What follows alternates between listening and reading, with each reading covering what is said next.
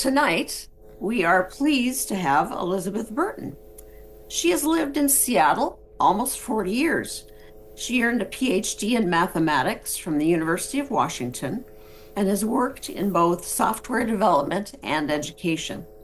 She's been concerned about the environment since childhood and has looked for opportunities to take action on this concern throughout her life. In 2017, she started working with several local climate action groups, and this led to her cruise activism. She's co-founder of Seattle Cruise Control. Elizabeth will present her original research on the climate impact of the Seattle cruise business on the environment, as well as on all of our health and in everyone in the community. So welcome, Elizabeth. Thank you very much. And I'll go ahead and push, let's see, screen share. There we go.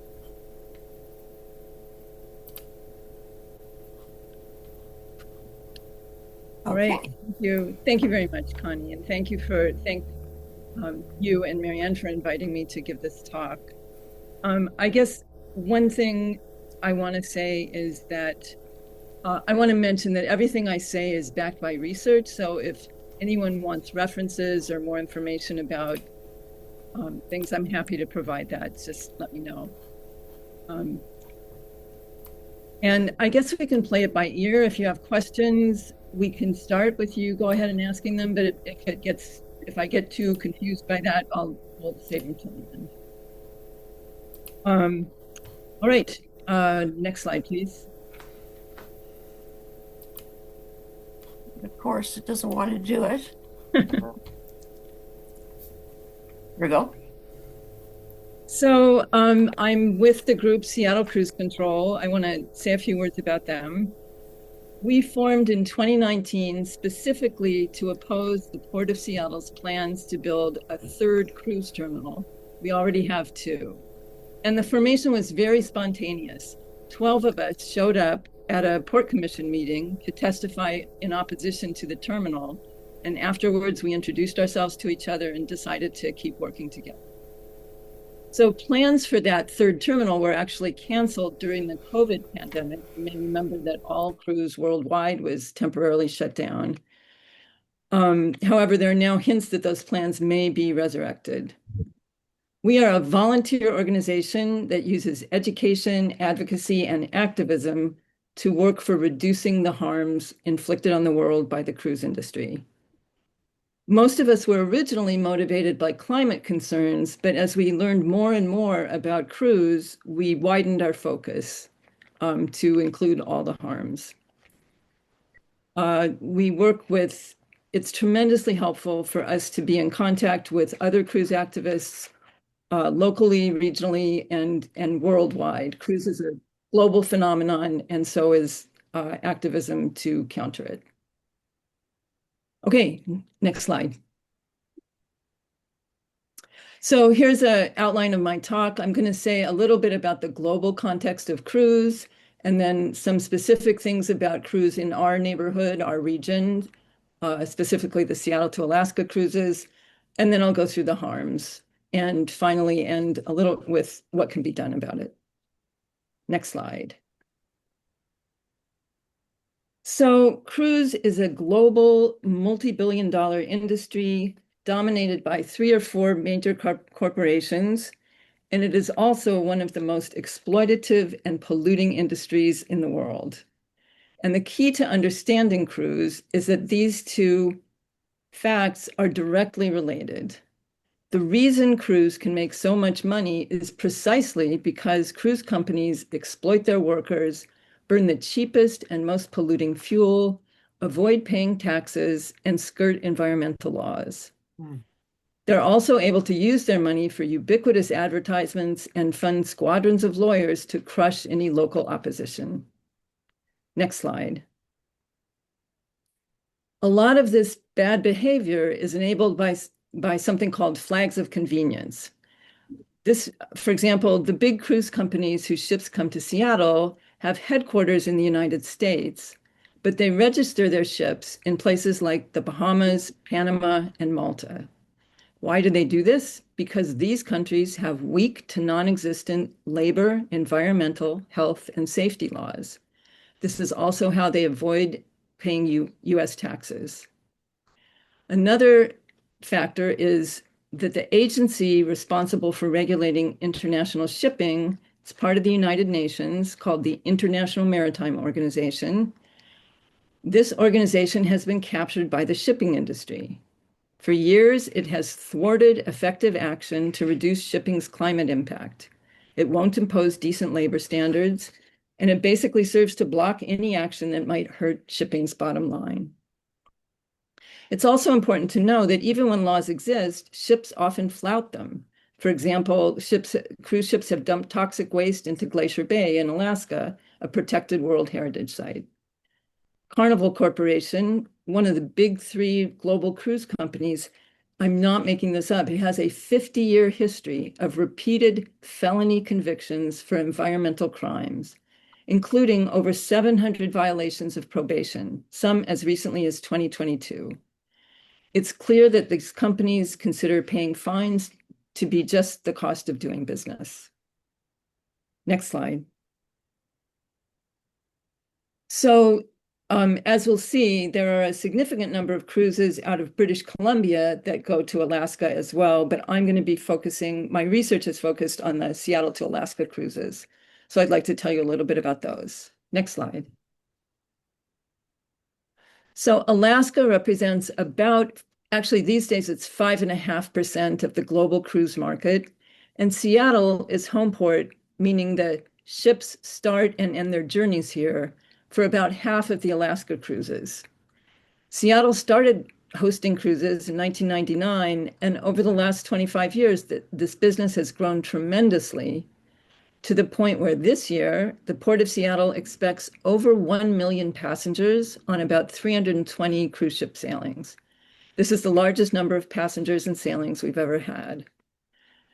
Most Seattle to Alaska cruise passengers are not local. They come from all over the country and all over the world. So this year's cruise season will include, as you can see, about 85% of the passengers fly here to start their cruises. So this year's cruise season will include about almost 900,000 round-trip flights to get people here and home again. Next slide.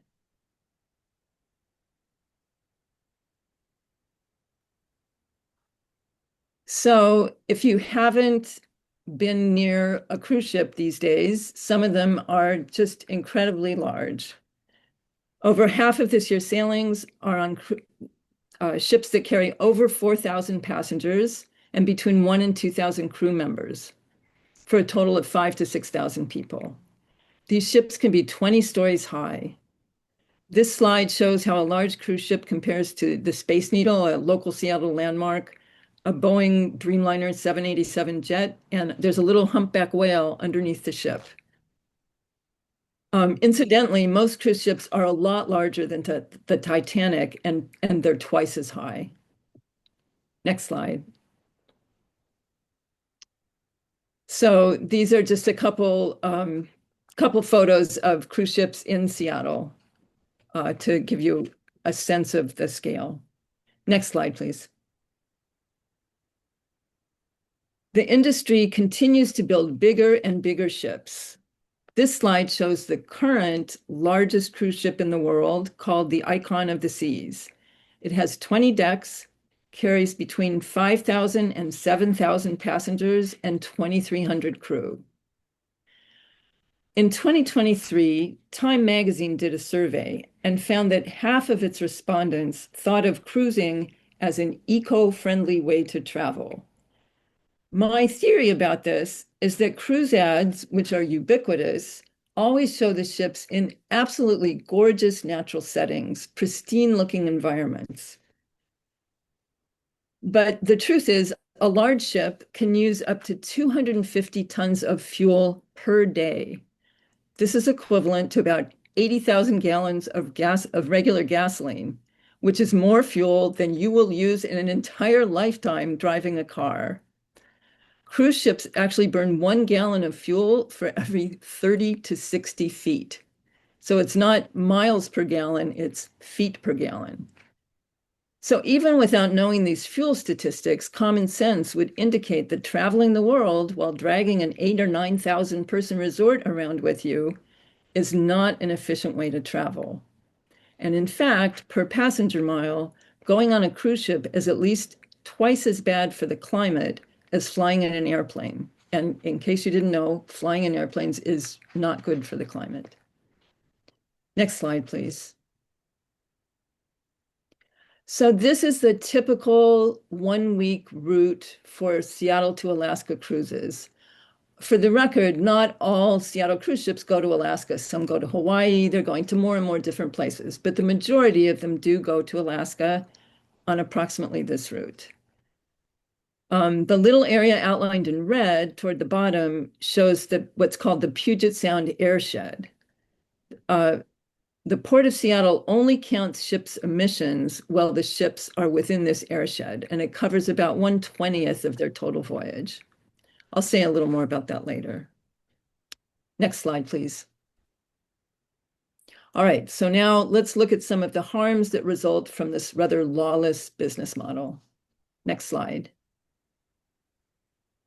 So I will be touching on each of these harms, and I have to say this is not an exhaustive list, I'm sorry to say.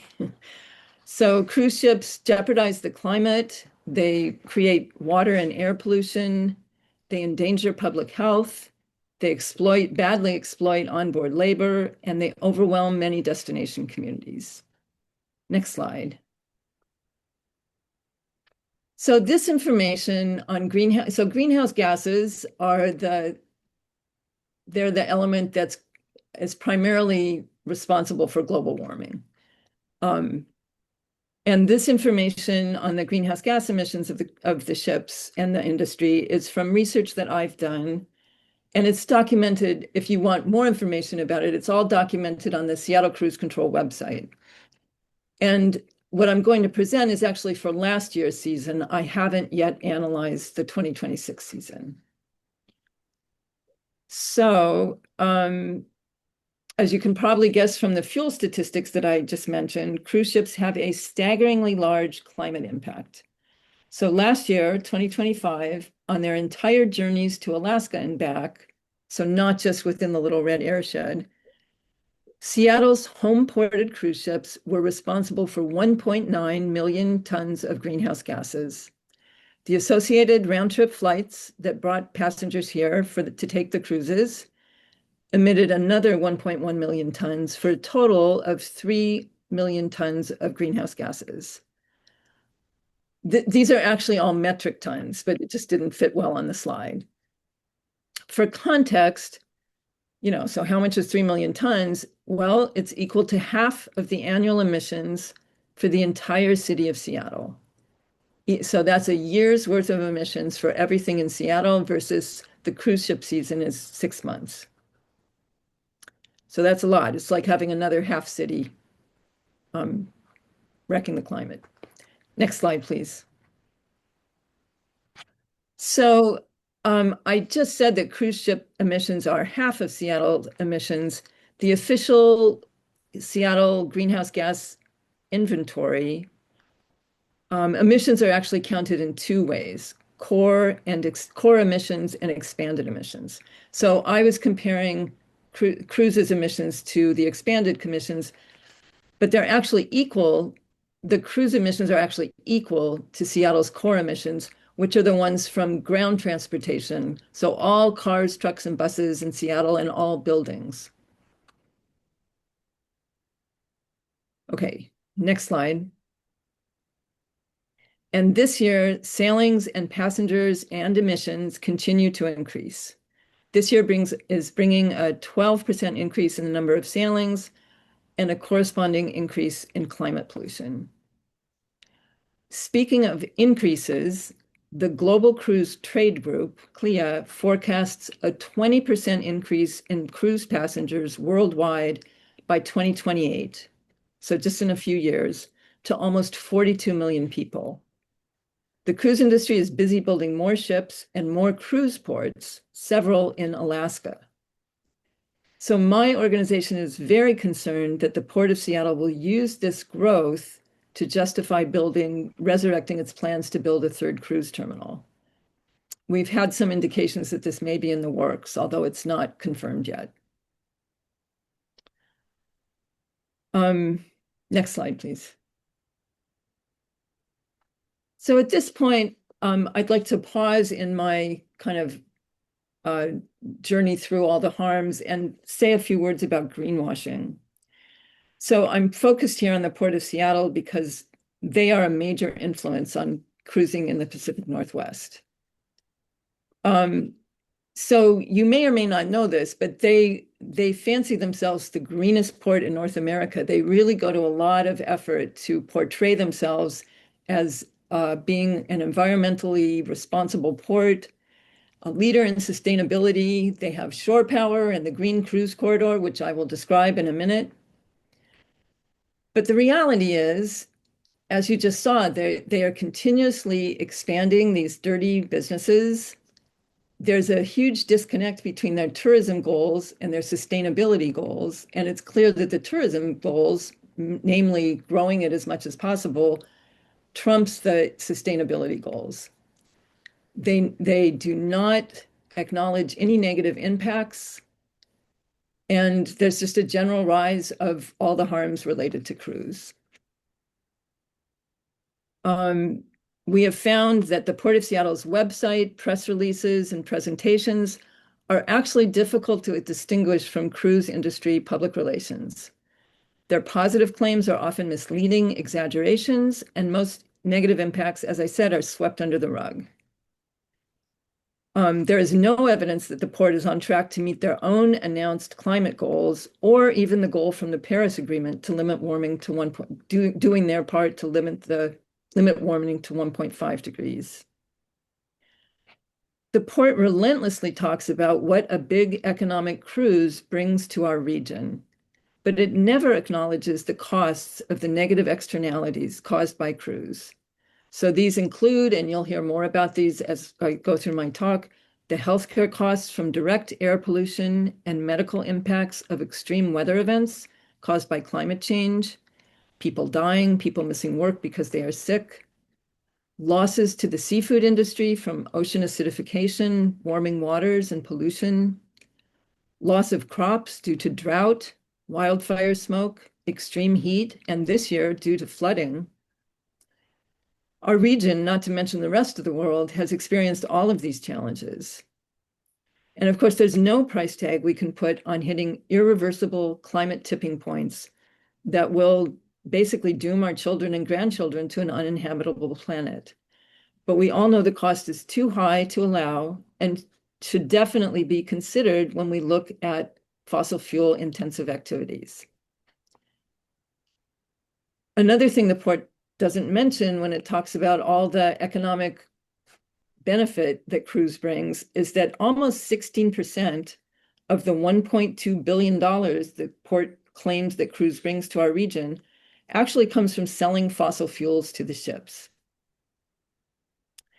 All right, so now I'm going to talk about the last two items in the green box there, shore power and the Green Cruise Corridor. Next slide, please. So I apologize for how nerdy this slide is. And I'm not sure what that red thing is. Okay, so ignore the red thing, and you can kind of don't worry about the slide for the moment. I want to say a few words about shore power. So some of you I know what it is. The Port of Seattle does provide shore power at all of its cruise berths. So this is a system which allows ships to plug into Seattle's relatively clean electricity grid when they're at berth, rather than burning fuel. And this reduces both the greenhouse gases they emit and also the air pollution. The trouble is that shore power is not actually, it doesn't do much for the climate. The ships are only at berth for a few hours out of voyages that last anywhere from 1 to 4 weeks. So a really small percentage of their time. And in addition, while ships are at berth, they use significantly less power than when they're sailing, since they don't need any energy for propulsion. The upshot of this is that shore power eliminates less than 1% of the ship's greenhouse gas emissions. It is clearly not a solution to the climate problem.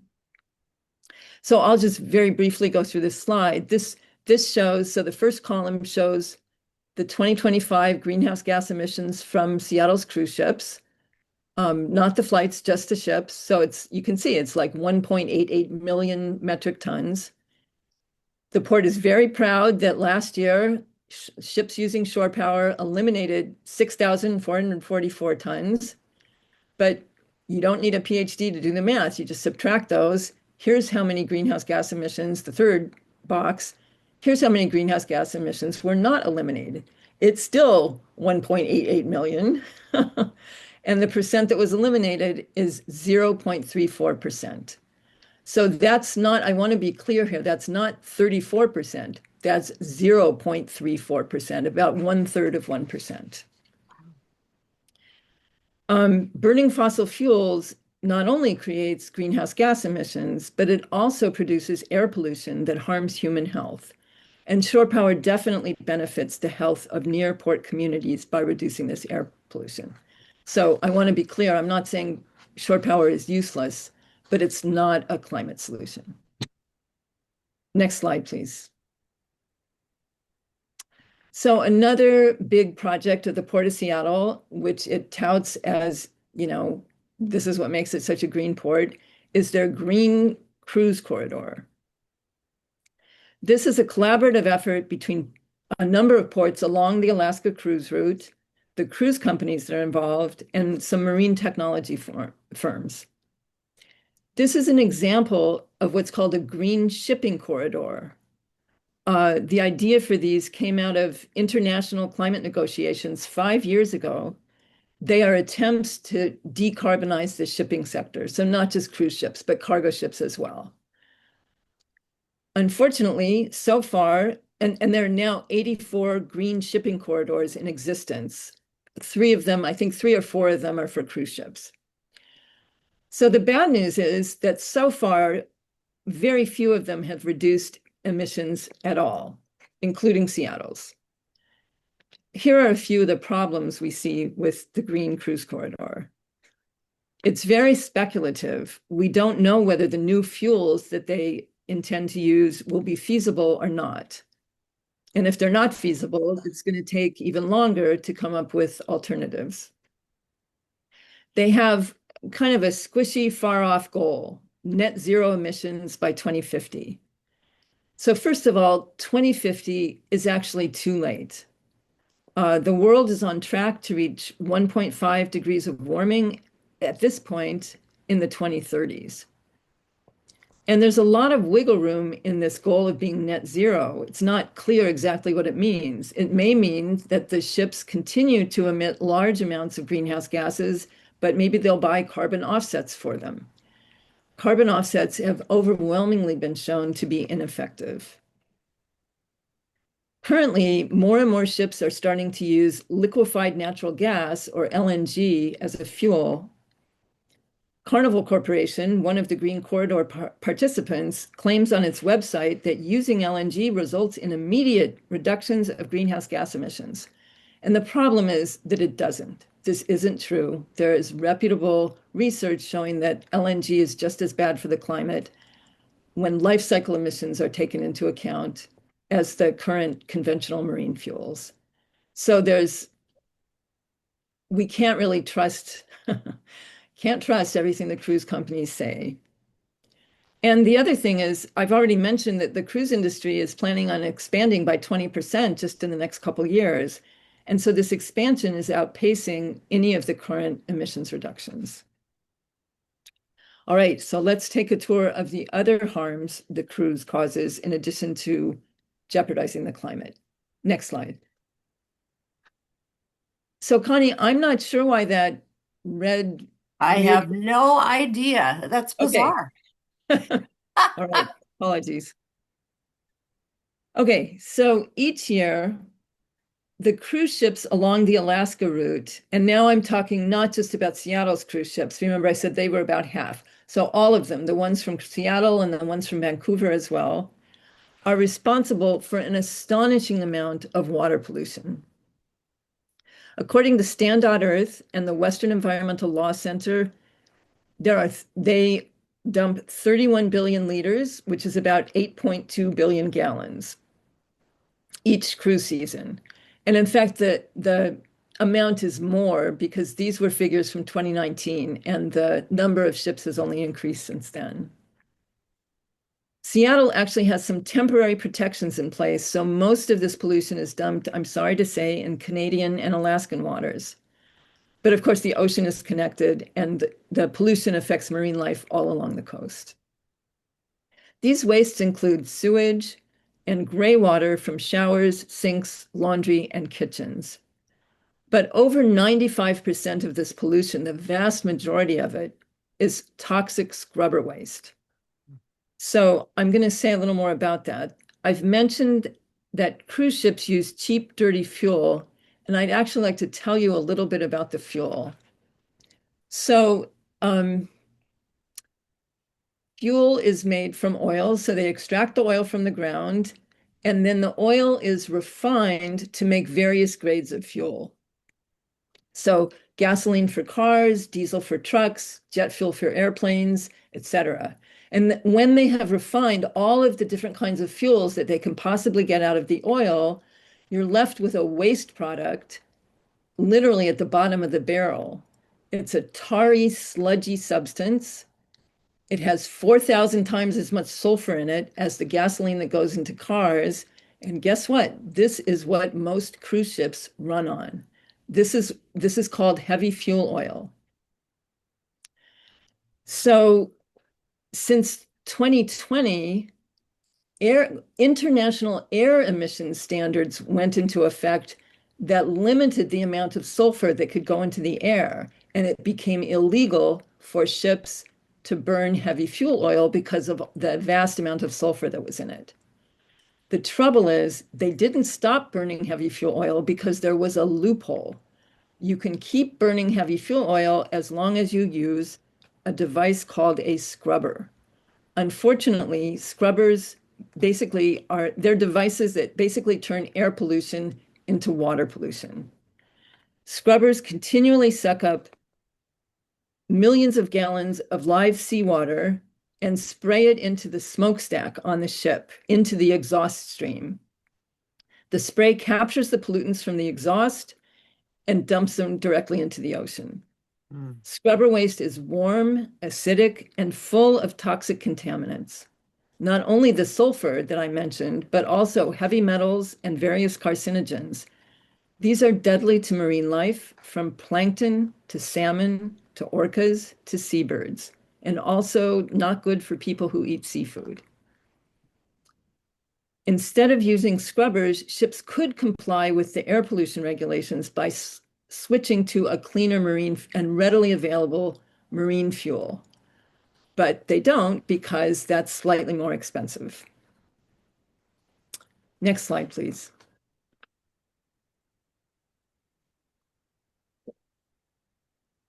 So cruise ships have additional negative impacts on marine life in addition to all the toxins that they dump into the water. I'm sorry to say it is not uncommon for them to strike and kill whales. The noise that their very large motors generate underwater interferes with marine mammals' ability to do echolocation, which is a way of using sound to find both food and mates. Cruise ships increase ocean acidification both by emitting greenhouse gases. The carbon dioxide that they emit into the atmosphere gets absorbed by the ocean and turned into carbonic acid, and also by dumping large amounts of acidic scrubber waste, which I just mentioned. The scrubber waste, by the way, is 100,000 times more acidic than the surrounding seawater. Next slide. So burning fossil fuels doesn't just hurt the climate, it also produces air pollution that harms human health. Coming out of the smokestacks on cruise ship are toxins, carcinogens, and small particulate matter. And these contribute to asthma and other respiratory and cardiovascular diseases. particulate matter is actually the #1 cause of early death related to environmental pollution. So these emissions impact passengers, crew, coastline communities all along the route, and they especially impact near-port communities where the ships visit. So as I mentioned, this is the one thing that the shore power significantly improves, reducing harmful air pollution near ports. And then, of course, ships easily spread viral outbreaks. Most of us remember back in 2020, the initial outbreak of COVID drew a lot of attention to this fact. When ships were stranded at sea, couldn't come into port because they were full of people with the virus. So I don't know if you've seen it, but there have been dramatic reports in the news over the last week or so. There is currently a small cruise ship carrying only about 200 people. It left Argentina a couple weeks ago. It was going to Antarctica and then various islands in the Atlantic. And people on that ship, 3 people on that ship have died of hantavirus. And the situation is still developing. Others are ill. So hantavirus is very rare, but it is not uncommon to have disease outbreaks such as norovirus on these ships. And there's always a danger of spreading the diseases to the destination communities that the ships visit. And in fact, just today, there was a news item that even as we speak, there was a ship returning to Fort Lauderdale, Florida from a visit to the Bahamas, has 120 passengers on it that are sick with norovirus. This is a GI tract disease. Fortunately, not as life-threatening in general as hantavirus. And there's also there's lots of small communities. Giant cruise ships show up and get on tour buses. A lot of, if they're not clean buses, there's a lot of tour bus exhaust and traffic safety risks for local populations. Next slide, please.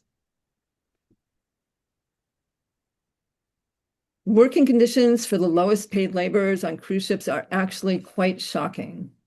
Workers can earn as little as $2 an hour, working 10 to 14-hour days, 7 days a week, with no days off and no sick days for up to 10 months at a time. Many of the low-wage workers come from the Philippines, Caribbean, Indonesia, India, and Malaysia. And for the record, CEOs of the major cruise companies make from $15 to $17 million per year. Next slide. So cruise ships overwhelm communities all over the world. And I thought there might be some Alaska participants on this call who can talk about what it's like in those communities, but I have it on from a reliable source that some of these things are from colleagues of mine in Alaska. So as I've mentioned, if the communities don't have, oh yeah, go ahead, Anita. I went to Skagway by the Alaska Marine Highway with a friend, and we were in Skagway for 2 days, and there were 3 big cruise ships in town, and you could hardly walk that road, the street that you see there, but it emptied at 5 o'clock in the afternoon because everybody went on board the ship and ate there, and there was nobody in the restaurants. So there was very little impact on the commerce in Skagway. Yes, this is a common occurrence. It makes life impossible during the day, and it doesn't actually, it interferes, yeah. And some other effects are that, as we've mentioned, if the ports don't have shore power, the ships pollute the local air as they idle at the dock. They can crash the internet. The thousands of passengers and tour buses can tie up traffic, interfere with emergency vehicles, with locals' ability to access local services. I have a colleague in Juneau who reports that there's daily constant helicopter noise all day long, every day from 8 a.m. to 8 p.m. as tourists are flown from a nearby to and from a nearby glacier all summer. And yes, I was actually in Skagway once as well on the Alaska Marine Highway system, and it was much more crowded than this. It has a population of a little over 1,000, and on some days they get over 10,000 tourists. Okay, next slide, please. So, what can be done about all this? I wish I had a simple answer, and I don't. It's, you know, the cruise industry is quite formidable. Most of the places they go, the local officials are in league with them, often taking action to benefit the cruise industry rather than the local inhabitants who are not involved with cruise. Seattle Cruise Control's position is that if giant cruise ships actually addressed all of the pollution and labor concerns that I've outlined, you know, paid a fair wage, managed to get ships that did not wreck the climate, pollute the air, pollute the water. We don't believe large cruise ships can actually do this. They would have to be small cruise ships, and we believe that the industry would not be economically viable. And so our position is that discussions should actually begin with a wide variety of stakeholders to figure out how at least Seattle can transition away from this rather toxic and exploitative industry. But we look for any kind of leverage we can get, and there are some things being done not only here, but around the world, which I'd like to share with you. Next slide. So communities, as the poster says, communities all over the world are pushing back against the cruise industry. So these, not only in Europe, including Spain, Italy, the Netherlands, Greece, France, Germany, but also in Mexico, New Zealand, French Polynesia, the Scandinavian countries. So these are all sites where groups like mine are doing what they can to push back against the industry. And in fact, a few years ago, this poster was inspired by activists in France who declared the first Saturday in June to be World Anti-Cruise Day. And so every year in June, my group demonstrates in solidarity with cruise activists around the world. Next slide, please. So this is just a map of Europe showing a number of places where anti-cruise activists are active. And there's actually, it's cute, there's a little inset that shows Seattle and Juneau. This is not complete. There are activists in Skagway and Sitka as well. Next slide. So I talked about how scrubber waste is like 95% of the huge amount of toxic waste that's being dumped into the ocean. So there is some movement on that, not at the international or national level, but there are 94 jurisdictions around the world who have either banned or restricted the dumping of scrubber waste. California, so at the state level here in the United States, there's been a little bit of success. California successfully banned it like 10 years ago. And also Connecticut. There are 4 states that are currently working to get laws passed that will end the dumping of scrubber waste. So Alaska, Washington, Virginia, and Maine. And Seattle Cruise Control is part of a large coalition of environmental NGOs working on this state campaign. Next slide, please. So there are also places that are managing to put limits on ship visits and bans on ads for cruise ships. So the ship visits vary from place to place. It could be a limit on the number of ships. In some places, it's a limit on the number of cruise passengers that are allowed to disembark in the location on each day.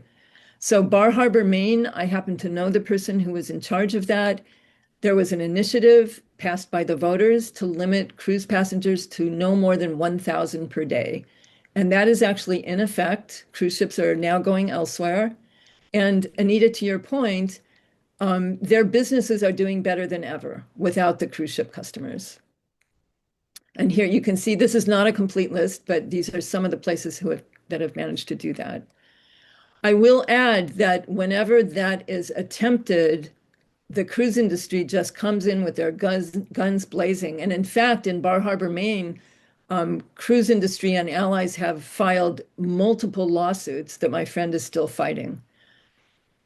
Okay, so on to the ads. There are places primarily in Europe who are now banning ads, not only for cruise ship, but in general for fossil fuel intensive activities and products. So cruise ships, flights, SUVs, some of them are for gas-powered cars. Generally, this isn't for the whole city. I know in Edinburgh, it's just on city-owned property. But I was just really pleased to hear the Edinburgh City Council proclaimed quote, the promotion of high carbon products is incompatible with net zero objectives.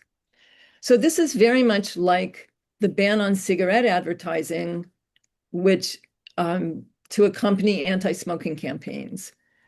Ads have huge effects on consumer behavior. So if the jurisdiction is serious about lowering its climate impact, it doesn't make sense to have ads everywhere encouraging people to do these things which are bad for the climate. It's not clear that such bans would be legal in the United States, unfortunately. Okay, next slide, please. So I'm just going to briefly show you a few of the things that Seattle Cruise Control does. We do a lot of public education using a variety of methods. We table at events, we publish op-eds and letters to the editor. We do demonstrations. You can see one in Pike Place Market there. We use dynamic artwork and props. We have this wearable cruise ship in the left-hand corner, Defiler of the Seas. We use social media, videos, and of course, presentations like this one. Next slide. I'm actually going to skip this slide. If we have time at the end, I'll come back to it. Okay. Seattle, Washington is actually unique. You may not know this. We are the only state in the United States where port commissioners are elected rather than appointed. And in fact, the Port of Seattle commissioners are elected by people in the entire county. So King County is the county that Seattle is in, and people all over the county get to vote for port commissioner. So we have put a lot of effort figuring that, well, they should be accountable to their constituents. We have put a huge amount of effort into educating and pressuring the Port of Seattle commissioners and staff to do the right thing and speaking with other local elected officials.